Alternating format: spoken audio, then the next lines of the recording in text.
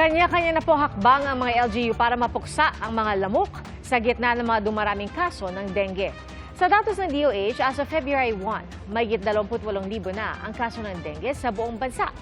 40% mas mataas kumpara noong parehong panahon noong 2024. At sa Mandaluyong, may barangay na magbibigay ng pabuya para sa kada lamok na mahuhuli.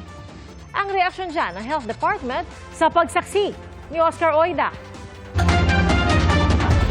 Subok na raw na pangontra sa dengue ang pagpapakawala ng mga palaka sa Old Balara sa Quezon City. Pinag-aaralan ng barangay na gawin ulit ito. Mostly lahat yan nilagay namin sa mga kanal. Ang mga kinakain yan is yung mga langaw, mga eggs, mga lamok. Kaya sa tingin namin na talagang nakatulong, almost 50% na-reduce yung cases ng dengue. Nakatuon muna sila sa paglilinis, lalo na sa mga pwedeng pamahayan ng lamok. Lalo't may dengue outbreak ang Quezon City, kung saan di bababa sa 10 ang nasawi sa sakit. Sa Barangay Addition Hill sa Mandaluyong City, mahigit 4 na po na ang nagka-dengue mula nitong Enero. Ikalawa sa mga nasawi sa sakit, ang 14 anyos sa si Chantelly Tordillo. Akala ng kanyang pamilya nung una, simpleng trangkaso ang sakit niya. Pero hindi na nakauwi mula sa ospital si Sean.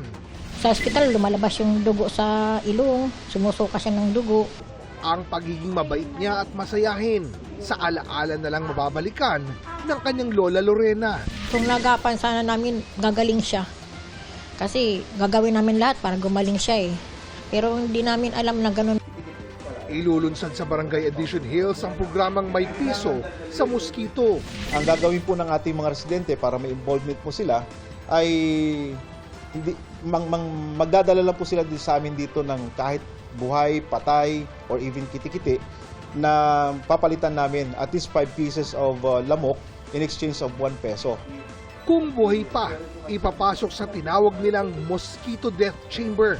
Diyan sila pakakawalan lang hanggang sa tumama sila dun sa ating ultraviolet light. Umabot na sa Department of Health ang tungkol dito. Bagamat natutuwa raw sila sa mga inisyatibo kontra dengue, nagbigay sila ng paalala. Baka mamaya maging parang palaisdaan, di ba? Nasa palaisdaan, mas maraming isda, mas maraki ang kita. Baka mamaya magkaroon tayo ng breeding ng mosquito. Ayaw po natin yun. Maganda ho, sumangguni tayo sa ating local health office or kunyari sa Department of Health. Nagbigay naman ng paglilinaw ang pamunuan ng barangay.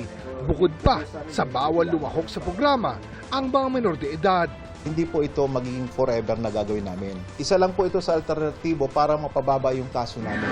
Sa San Juan City, mayat mayang misting ang panlaban sa dengue. Ang health office naman sa Lapu-Lapu City, Cebu, nagsasagawa ng information drive at namimigay sa mga paaralan at barangay ng mosquito net na may insecticide. 175 na kaso na ng dengue ang naitala sa lungsod. 8 pang lugar ang idedeklarang may dengue outbreak ayon sa DOH, pero hindi pa pinangalanan ang mga lugar sa ngayon. Dati ay hindi ito panahon ng dengue, pero tila nagbabago na umano ang sitwasyon. Hindi siya panahon ng tag-ulan, pero yung tinatawag na shear line, ITCZ, yung easterlies, dumadami yung buhos ng tubig at pag dumami ang buhos ng tubig, talagang naiipon yan sa paligid-ligid. Yung mga lamok dumadami. Kaya mahalagang malinis ang naiimbak na tubig. At kung may mararamdamang karamdaman, huwag babaliwalain tulad ng taas-babang lagnat. Pag nawala na yung lagnat, saka lumalabas yung ibang tinatawag na warning signs. Ano yung mga yon? Yung pagdurugo ng gilagid, yung pagpapantal, yung pag-iba ng kulay ng dumi. Pakonsulta na ho sa isang center or ospital para masigurado kasi may test po para dyan na hindi naman humahal, minsan libre pa ho. Para sa GMA Integrated News, ako si Oscar Oida, ang inyong saksi! Mga kapuso, maging una sa saksi. Mag-subscribe sa GMA Integrated News sa YouTube para sa iba't ibang balita.